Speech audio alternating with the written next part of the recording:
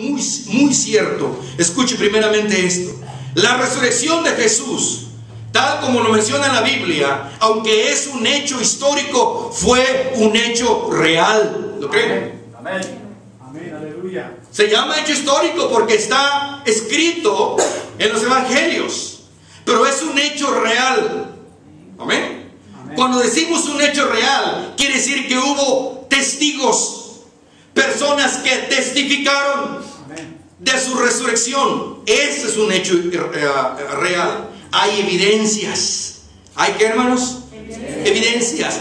La resurrección no es una vuelta de Jesús a su vida para volver a morir de nuevo, sino que Jesús es exaltado por Dios, levantado por Dios. Mire esta expresión: el hombre sube a Jesús en la cruz y después lo baja. ¿Lo pone a dónde? En una tumba. Y yo he escrito esta expresión: de la cruz a la tumba, de la tumba al infierno, del infierno ¿hacia dónde, hermanos? Hacia los cielos también. Aleluya. ¿Está entendiendo esta parte? Amén. Otra vez: de la cruz a la tumba, de la tumba al mismo infierno. Del infierno lo levanta el Padre Celestial con el poder del Espíritu Santo. Lo saca de allá, hermano, y lo levanta ¿hasta dónde? Hasta los mismos cielos. Y le da un nombre que es sobre todo nombre, para que todo aquel que en él cree, se puedan arrodillar los que están allá mismo en los cielos, aquí en la tierra y aún debajo de los infiernos, debajo de la tierra. Dale gloria a Dios por ahí. Amén. Aleluya. Se lo ganó. Diga conmigo: se lo ganó por obediencia. ¿Por qué, hermanos? Por la obediencia hasta la cruz. La mañana decía, y bueno, voy a repetirlo: oiga, los discípulos medios temerosos, puerta cerrada, pensaron que se acabó todo. Y es triste ver así, ¿verdad? Tenía que venir alguien, no algo, alguien que les llenara, hermanos, que los hiciera convicción. Y cuando reciben, hermanos, el bautismo del Espíritu Santo, se abren sus ojos y pueden ver que todo lo que el Señor les dijo que iba a suceder, que antes no lo comprendían, pudieron entenderlo. Y después pudieron predicarlo, y después enseñarlo y vivirlo, hermanos, porque esto era el plan maravilloso ¿de quién? De Cristo Jesús. Cuando Él resucita, hermanos, o sea, el Jesús resucitado no es un alma inmortal, no es tampoco un fantasma. Hace un minuto lo dije, es Jesús con un cuerpo glorificado. Es un hombre con cuerpo completo, con cuerpo vivo pero glorificado, que ha sido liberado de las garras de la muerte. Como dice el versículo: ¿dónde está, tu victoria? ¿Y dónde, sepulcro, tu aguijón?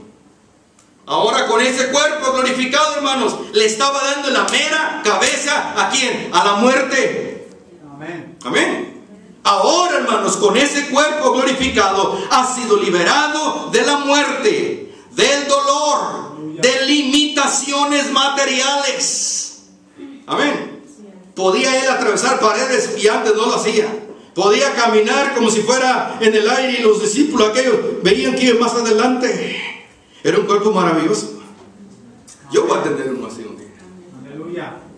Yo no sé usted, pero yo voy a tener uno así. Amén. Amén. Dele gloria al Señor. Aleluya.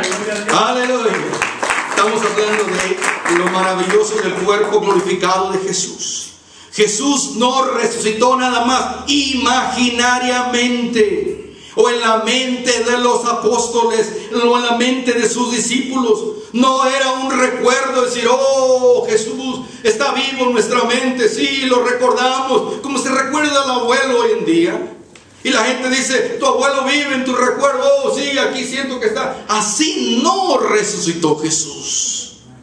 No resucitó en la mente, en sus recuerdos, en su fe. Él resucitó, hermanos, algo tangible, que lo pudieran ver, otra vez que lo pudieran oír, otra vez que pudieran estar con Él. Y la Biblia nos habla de un montón, o de muchas apariciones que yo tengo en la Biblia, que Él, hermanos, que los discípulos presenciaron. Amén. Aleluya. Número 1, las mujeres. Amén. Las últimas en irse cuando muere el viernes en la cruz. Las primeras que de temprano, hermanos, van ¿a dónde? A la tumba. Dice el versículo que leímos, las mujeres estaban ahí primeramente. Escuche muy bien esto. La aparición de Jesús a las mujeres nos beneficia a nosotros, no solamente a las mujeres, a todos los que creemos en esta resurrección, como la esperanza tremenda futura de nuestra salvación. Cuando se aparece a ellas, no llores, no lloréis, no lloren, mujeres. En otras palabras, hay esperanza. Aquel que murió, y el verso que hemos dado lectura aquí, Lucas, ¿qué dijimos? 24, si lo tienen. Nos habla de una tremenda esperanza. ¿Dónde estamos, Lucas? Nos habla de una tremenda esperanza. El versículo que tenemos aquí es: ¿por qué buscáis entre los muertos al que vive? En otras palabras, amén, ellas no tenían una seguridad y estaban buscando entre los muertos. Todavía, hermanos, ellas no habían sido abiertos sus ojos. Pero cuando Él se revela, o cuando estos varones les dan la primera predicación de resurrección, hermano, hay lo que yo digo, esperanza para no solamente las mujeres, para toda la humanidad. Aleluya. La aparición de las mujeres es, número uno, esperanza para quién, hermanos, para la humanidad. Segundo, cuando se aparece a dos de sus discípulos, lo tiene Lucas capítulo 24, versículo 15. 24:15. Sucedió que mientras hablaban y discutían entre sí, Jesús mismo se acercó y caminaba con ellos, mas los ojos de ellos estaban velados para que no le conociesen. Y le dice Jesús: ¿qué pláticas son estas que tenéis entre vosotros mientras camináis? ¿Y por qué estáis tristes? Mire, una vida sin un Cristo resucitado es causa de tristeza. Usted puede tener todo lo que tenga. Si en su vida no está el Cristo resucitado, usted vive una vida de tristeza, de melancolía, de soledad tremenda. Amén. Así es. Y después dice el versículo, hermanos, más adelante, el capítulo 24, dice, reconociendo después que quién era. Ok, el versículo 10, ¿en cuál estamos? 18. Bueno, no 18, pero más adelante, porque él empieza a hablarle todo eso.